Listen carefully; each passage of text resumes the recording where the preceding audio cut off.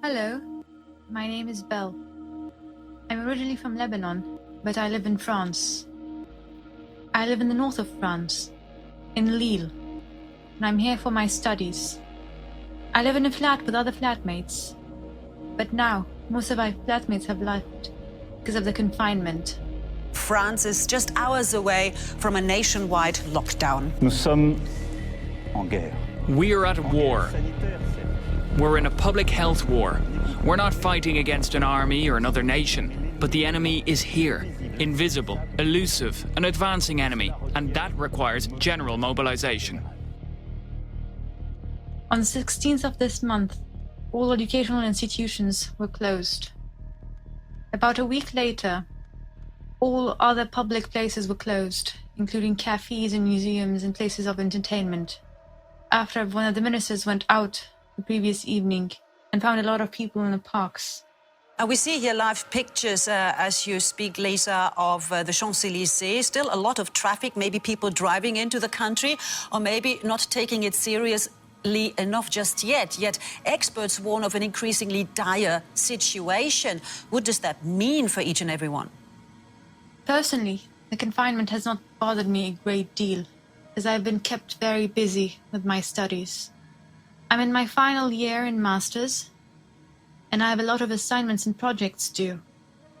I have to pass my final exams online in 3 weeks' time. I also have to submit a lot of homework. I don't know what the future will hold for us, but I hope something good will come out of it. I hope also that this virus has taught us something for our environment, for the future.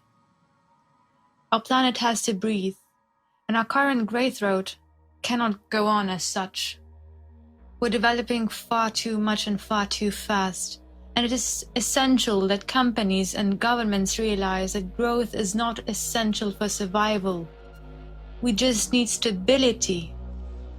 People are suffering. People are dying.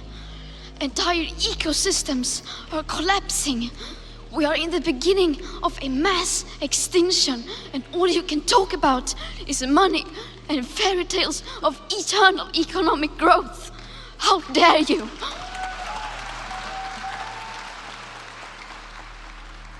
For my part, I've been watching a lot of old movies. There are lots of works of art. Lately, I've been stuck on the movie called Goodbye Again.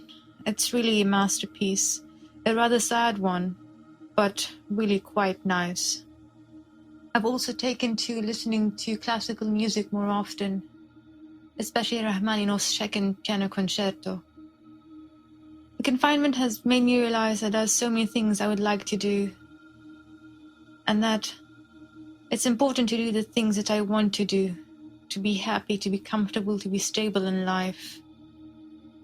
Life is too short for us not to do the things we don't want to do. We have to live a life we want to live, not be forced to do it. I also hope that the situation will not last for very long, because remaining confined for a long period of time is very tiring, physically and morally. Seeing people, talking to people is very important, and remaining secluded has some negative effects on people's morale. For exercise, I usually do a lot of stretching and push-ups in my bedroom. It's not a very big room, but I have enough space for myself. And I do it because it's very good for my mind and my body. I also hope for the best for everybody, that this situation will be resolved, and that there will not be a lot of negative consequences.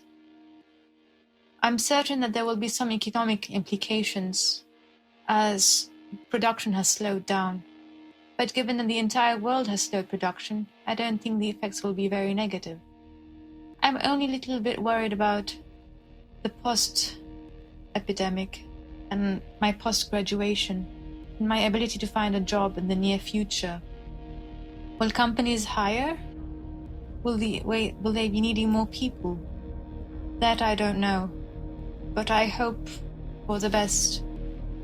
And I hope that the world will be able to pick up soon, and will also be able to take measures that are for the best of the people, for the best of the planet and the animals and the ecosystem.